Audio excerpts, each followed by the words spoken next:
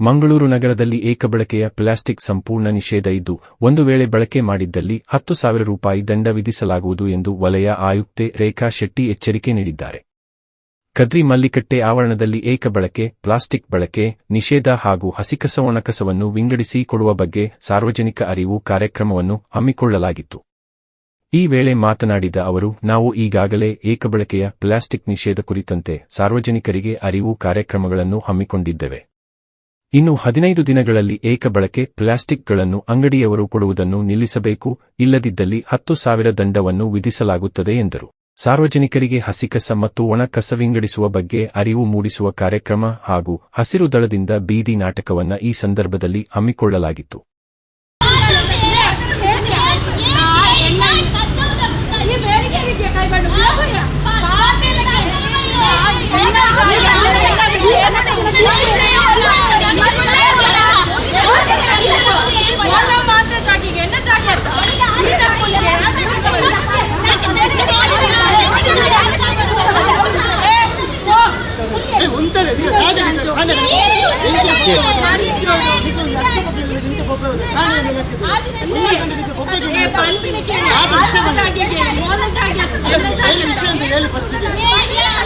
ಕಸದ ವಿಷಯ ಅಲ್ಲಿ ನೀವು ಕಸದ ವಿಷಯ ಎಷ್ಟು ಕಾಗದ ಮಾಡುತ್ತೆ ಹಾಗೆ ನಂತರ ಪೂರಗಳು ತಕ್ಕುಂದ್ರೆ ನಾ ಯಾವ ನಾಡಿಗೆ ತಕ್ಕ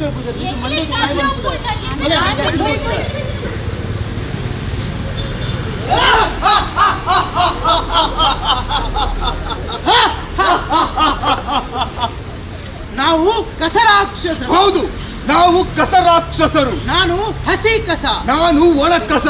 ನಾನು ಈ ಭೂಮಿ ಹುಟ್ಟಿದಾಗಲೇ ಹುಟ್ಟಿದವ, ನಿನಕ್ಕಿಂತ ಹಿರಿಯವನು ನಾನು. ಹೌದು, ನೀನು ಹಿರಿಯಲ್ಲ. ಆದ್ರೆ ನಾವು ಹಾಗಲ್ಲ. ಈ ಮನುಷ್ಯರು ಹುಟ್ಟಿದ ಮೇಲೆ ಇವರು ಸೃಷ್ಟಿ, ನಾವು ಇವರು ಸೃಷ್ಟಿಯಿಂದ ನಾವು ಸೃಷ್ಟಿಯಾಗಿದ್ದೇವೆ. ಹೌದೌದು. ಆದರೆ ನನಗೆ ಮರಣವಿಲ್ಲ, ನಿನಗೆ ಮರಣವಿದೆ. ಹೌದೌದು. ಹಸಿ ಕಸ ಭೂಮಿಗೆ ಬಿದ್ದ ಕೆಲವೇ ದಿನಗಳಲ್ಲಿ ಮಣ್ಣಾಗಿ ಹೋಗ್ತೀಯಾ. ಹೌದೌದು. ಆದರೆ ನಾವು ಹಾಗಲ್ಲ. ಇವರು ನಿಂತಿದ್ದಾರಲ್ಲ, ಇವರಲ್ಲ, ಇವರ ಮಕ್ಕಳು ಮೊಮ್ಮಕ್ಕಳು ಸತ್ರು ಕೂಡ ನಾವು ಈ ಭೂಮಿಯಲ್ಲಿ ಅಜರಾಮರರು. ಹಾಗೆ ಮರಣವಿಲ್ಲ. ಹೌದೌದು ತಮ್ಮ, ಸರಿಯಾಗಿ ಹೇಳಿದ್ದೀಯ. ನಿಮಗೆ ಮರಣ ಇಲ್ಲ, ಆದ್ರೆ ನಾನು ಭೂಮಿಗೆ ಬಿದ್ದ ಕೆಲವೇ ಕ್ಷಣಗಳಲ್ಲಿ ಮಣ್ಣಲ್ಲಿ ಮಣ್ಣಾಗಿ ಸತ್ತು ಹೋಗ್ತೀರಿ. ಆದ್ರೆ ನಾನು ಕೂಡ ಅಜರಾಮರವಾಗಿ ಉಳಿಬೇಕಲ್ಲ, ಏನು ಮಾಡೋಣ? ಹೌದಲ್ವಾ? ನೀನು ನನ್ನ ಹಿರಿಯವ. ಹೌದು ಅನ್ನ, ನೀನೊಬ್ಬನೇ ಸತ್ರೆ ನನಗೂ ಕೂಡ ಬೇಸರ ಆಗುತ್ತೆ. ಹೌದೌದು. ನಾವಿಬ್ರು ಕೂಡ ಅಜರಾಮರ ಆಗ್ಬೇಕಂತ ಹೇಳಿದ್ರೆ ಆಗ್ಲೇಬೇಕು. ಏನಾಗ್ಬೇಕಂತ ಹೇಳಿದ್ರೆ ಹಸಿ ಕಸ ಒಣ ಕಸ ಅಪಾಯಕಾರಿ ಕಸ ಎಲ್ಲೋ ಮಿಕ್ಸ್ ಆಗಿರ್ಬೇಕು. ಹೌದೌದು. ನಾವು ಮಿಕ್ಸ್ ಇರುವ ದಿವಸ ನಿನಗೂ ಮರಣವಿಲ್ಲ, ನನಗೂ ಮರಣವಿಲ್ಲ. ಸರಿಯಾಗಿ ನಾವು ಮಿಕ್ಸ್ ಆಗಿ ಬಿಟ್ರೆ ಏನೆಲ್ಲ ಪರಾಕ್ರಮ ಆಗುತ್ತೆ, ಏನೆಲ್ಲ ಪ್ರಭಾವ ಬೀರುತ್ತೆ ಎಂಬುದನ್ನ ಈ ಜನರಿಗೆ ನಾವು ತೋರಿಸಬೇಕಾಗಿದೆ. ಆದರೆ ತಡ ಮಾಡುದು ತರವಲ್ಲ. ಹೌದೌದು. ನಾವು ಈಗಲೇ ಮಿಕ್ಸ್ ಆಗೋಣ, ನಮ್ಮ ಪರಾಕ್ರಮವನ್ನು ಈ ಜನರಿಗೆ ತೋರಿಸೋಣ. ನಡೆ ಮುಂದಕ್ಕೆ.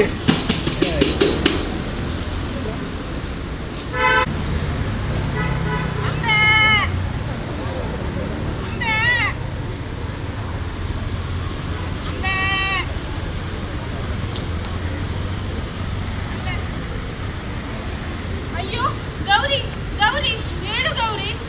ರಚಿತಾ ಆಂಟಿ, ಏನಾಯ್ತು? ಹೊರ ಬರ್ತಾ ಇದೆ, ಹೊಟ್ಟೆ ಕೂಡ ಸರಿ ಡಾಕ್ಟರ್. ಹಲೋ ಹಲೋ ಡಾಕ್ಟ್ರೇ, ಹೇಳಿ. ನಮ್ದು ಇಲ್ಲಿ ಮಲ್ಲಿಕಟ್ಟೆಯಲ್ಲಿ ನಮ್ದು ದನ ಬಿದ್ದುಬಿಟ್ಟಿದೆ ಡಾಕ್ಟ್ರೇ, ಏನು ಅಂತ ಒಂದು ಬಂದು ನೋಡ್ತೀರಾ? ಸರಿ ಸರಿ, ಈಗ ಬರ್ತೇನೆ. ಸರಿ ಡಾಕ್ಟರ್. ಯಾರೀಗ ಡಾಕ್ಟ್ರೆ ನೋಡಿ ಡಾಕ್ಟ್ರೆ, ನೊರೆ ಬರ್ತಾ ಇದೆ ಬಾಯಲ್ಲಿ.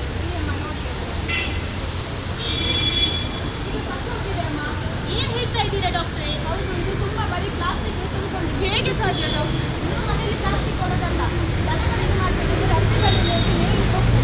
ಆಗ ಜನಗಳಿಗೆ ಬೇಡವಾದ ಕಸವನ್ನು ಬೇರೆ ಬೇರೆ ಮಾಡುವುದರ ಮೂಲಕ ಈ ನೀಚ ರಾಕ್ಷಸರನ್ನು ನಾವು ಬೇರೆ ಬೇರೆ ಮಾಡಬೇಕಾಗಿದೆ. ನೀವೆಲ್ಲರೂ ತಯಾರಾಗಿದ್ದೀರಾ? ಇನ್ನಾದ್ರೂ ಹಸಿ ಕಸ ಒಣ ಕಸ ಬೇಡವಾದ ಕಸವನ್ನ ಡಿವೈಡ್ ಮಾಡಿ ಕೊಡ್ತೀರಾ? ಹಾಗಾದ್ರೆ ನಾವೆಲ್ಲರೂ ಈ ರಾಕ್ಷಸರನ್ನ ಬೇರೆ ಬೇರೆ ಮಾಡೋಣವಾ? ಎಸ್.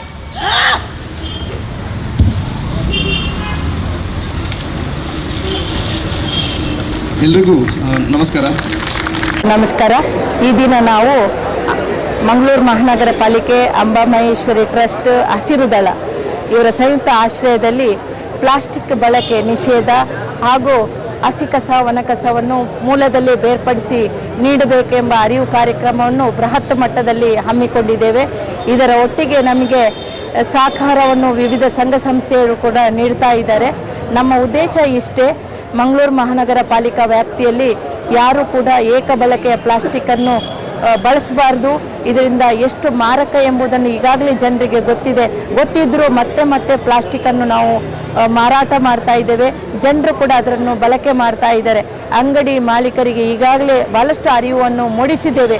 ಆದರೂ ಕೂಡ ಅತ್ಯಂತ ಕಡಿಮೆ ಬೆಲೆಯಲ್ಲಿ ಪ್ಲಾಸ್ಟಿಕ್ ಸಿಗ್ತಾ ಎಂಬ ನಿಟ್ಟಿನಲ್ಲಿ ಜನರಿಗೆ ತಮ್ಮ ಏನು ಆಹಾರ ಸಾಮಗ್ರಿ ಇರ್ಬೋದು ಇದನ್ನು ಆ ಪ್ಲಾಸ್ಟಿಕ್ಕಲ್ಲೇ ಕಟ್ಟಿ ಕೊಡುವುದನ್ನು ನಾವು ನೋಡ್ತಾ ಇದ್ದೇವೆ.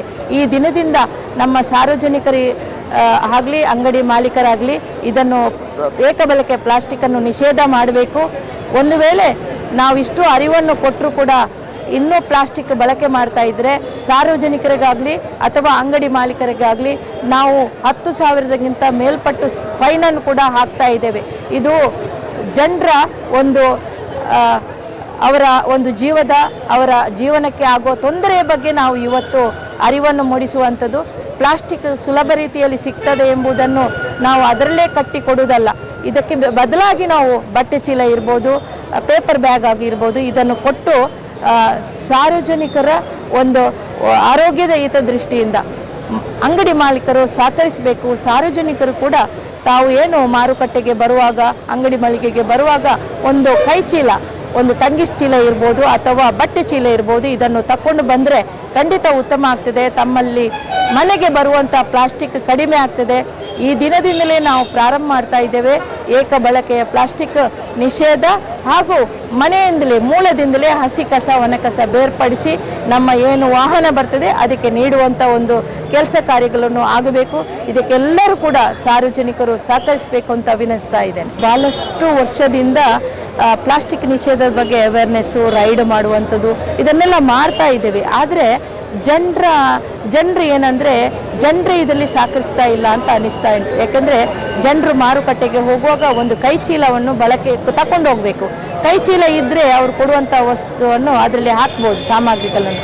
ಈಗ ಜನರೇ ಸಹಕಾರ ಮಾಡದಿದ್ದರೆ ಅವರು ಕೊಡುವುದನ್ನು ನಿಲ್ಲಿಸುವುದಿಲ್ಲ. ಯಾಕಂದರೆ ಒಂದು ಫ್ಯಾಕ್ಟ್ರಿ ಮಾಡಿ ಆ ಮಾಲಕರು ಎಷ್ಟೊಂದಷ್ಟು ಇನ್ವೆಸ್ಟ್ಮೆಂಟ್ ಮಾಡಿದ್ದಾರೆ, ಅವರು ಸಡನ್ ಮುಚ್ಚಲಿಕ್ಕೆ ಕೂಡ ಕೇಳೋದಿಲ್ಲ. ಪ್ಲಾಸ್ಟಿಕ್ ಅವರು ಉತ್ಪಾದನೆ ಮಾಡ್ತಾರೆ ಅಂಗಡಿ ಮಳಿಗೆಯವರು ಸುಲಭ, ಅಂದರೆ ಅದಕ್ಕೆ ತುಂಬ ಕಡಿಮೆ ವೆಚ್ಚದಲ್ಲಿ ಅದನ್ನು ಪಡೀಲಿಕ್ಕೆ ಆಗ್ತದೆ. ಆದ ಕಾರಣ ನಾವು ಕಡಿಮೆ ವೆಚ್ಚದಲ್ಲಿ ಪ್ಲಾಸ್ಟಿಕ್ ಸಿಗ್ತದೆ ಅಂತ ಅದನ್ನೇ ಮಾರಾಟ ಮಾಡುವುದಲ್ಲ, ಜನರು ಕೂಡ ಸಹಕರಿಸಬೇಕು, ಅಂಗಡಿ ಮಾಲೀಕರು ಕೂಡ ಸಹಕರಿಸಬೇಕು. ಇನ್ನು 15 ದಿನದಲ್ಲಿ ಇವರು ಇದನ್ನು ಮಾಡದಿದ್ದರೆ ಖಂಡಿತ ನಾವು 10,000 ಫೈನು, ಇದು ಈಗಾಗಲೇ ನಿಗದಿ ಮಾಡಿದ್ದೇವೆ. 10,000 ಫೈನು ಅಂಗಡಿ ಮಾಲೀಕರಿಗೆ ಖಂಡಿತ ನಾವು ಹಾಕ್ತೇವೆ. ಅದರ ಬದಲಾಗಿ ಜನರೇ ಬಟ್ಟೆ ಚೀಲ ಅಥವಾ ತಂಗಿಸ್ ಚೀಲವನ್ನು ತಕೊಂಡು ಹೋಗಬೇಕು. ಆದಷ್ಟು ಮನೆಗೆ ತರುವ ಪ್ಲಾಸ್ಟಿಕ್ಕನ್ನು ಕಡಿಮೆ ಮಾಡಬೇಕು. ಮನೆಯವರಿಗೀಗ ನಾವು ಫೈನ್ ಅಂತ ಹಾಕ್ಲಿಕ್ಕೆ ಆಗೋದಿಲ್ಲ, ಯಾಕಂದರೆ ಅದನ್ನು ಅವರಲ್ಲಿ ಅವೇರ್ನೆಸ್ಸನ್ನೇ ಮಾಡಬೇಕಾಗುತ್ತೆ.